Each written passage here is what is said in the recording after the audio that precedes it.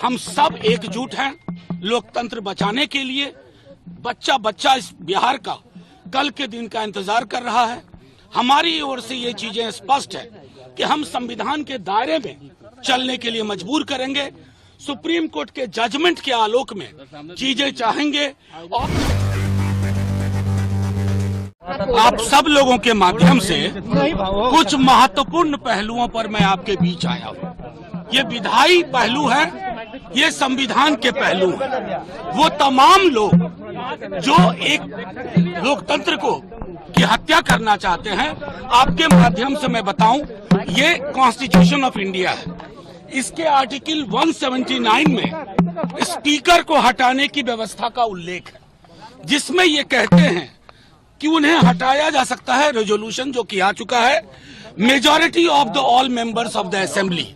ठीक है, अब इसका इंटरप्रिटेशन आपको बताऊं। ये सुप्रीम कोर्ट का जजमेंट है, ठीक है। ये महाराष्ट्र का मामला है, ध्यान से देखिए।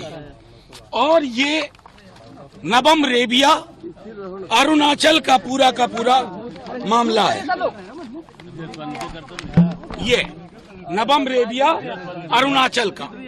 मैं आपको चाहूंगा आपके माध्यम से कि तमाम स्टेक होल्डर्स जो कल से इस विधायी महत्वपूर्ण पहलू पर फैसला लेंगे, चाहे कोई हो, स्पीकर साहब हो, सीएम साहब हो, उनके एडवाइजर्स हो, वो ये दोनों फैसले पढ़े। उस फैसले को मैं सबसे पहले अरुणाचल में बताता हूं कि स्पीकर को हटाने के लिए कितनी संख्या चाहिए। All the then members of the assembly, इसका मतलब है कि जो actual members of the assembly हैं, रहने वाले और वोट करने वाले नहीं, एक्चुअल मेंबर्स, यानी कि 243 में 122 चाहिए स्पीकर को हटाने के लिए। ये मैं नहीं कह रहा हूं, माननीय सर्वोच्च न्यायालय ने नबम रेबिया वाले मामले में 7 जज बेंच ने ये बात कही है।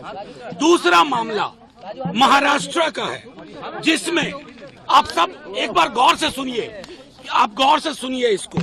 उसमें कहा गया है कि जितने भी सदस्य हैं, उसका मतलब होगा इनको हटाने के लिए कि जिनके सीट वैकेंट नहीं है, उन सब के आधार पर गणना होगी। तो 243 में संविधान के हिसाब से, हालिया जजमेंट के हिसाब से, अरुणाचल और महाराष्ट्र के हिसाब से स्पीकर साहब को हटाने के लिए 122 सीट चाहिए। मैं सिर्फ ये इसलिए रख रहा हूं कि कोई इसमें पेच ना करे। गांधीवाद की बात करने वालों से भी आग्रह करूंगा कि कौन से गांधी पसंद है, करेंसी वाले गांधी या हेराम वाले गांधी।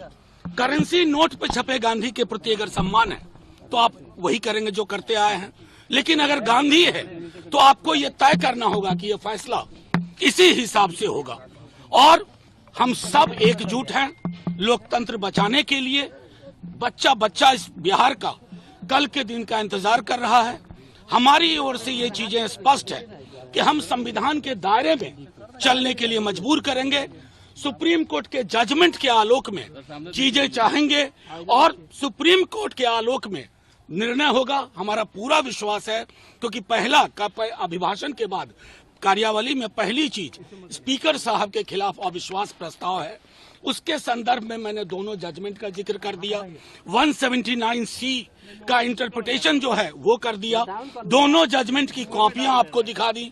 मैं चाहूंगा कि सरकार में जो एडवाइजर्स हैं और जो बड़े बड़े लोग हैं, स्टेक होल्डर्स हैं, वो सब गौर से देखें, पढ़ें इन फैसलों को और उसके आधार पर बिहार में और देश में लोकतंत्र के लिए एक संदेश दें। इंडिया के पास जो है, आप लोग कह रहे हैं जिस तरीके से एनडीए के पास नंबर है, आप लोग माहौल बनाए हुए हैं, माहौल के पीछे वजह क्या है? नहीं, देखिए, आप बिला वजह कह रहे हैं। माहौल हमने नहीं बनाया।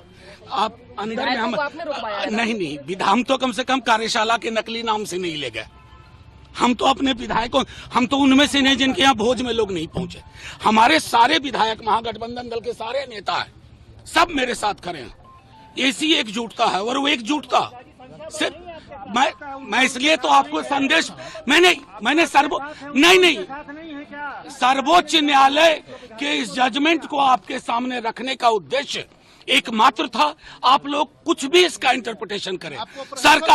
सरकार को अविश्वास प्रस्ताव स्पीकर पर पास कराने के लिए सर्वोच्च न्यायालय के निर्देश के अनुसार 122 सदस्य चाहिए, हम उनको शुभकामनाएं देते हैं।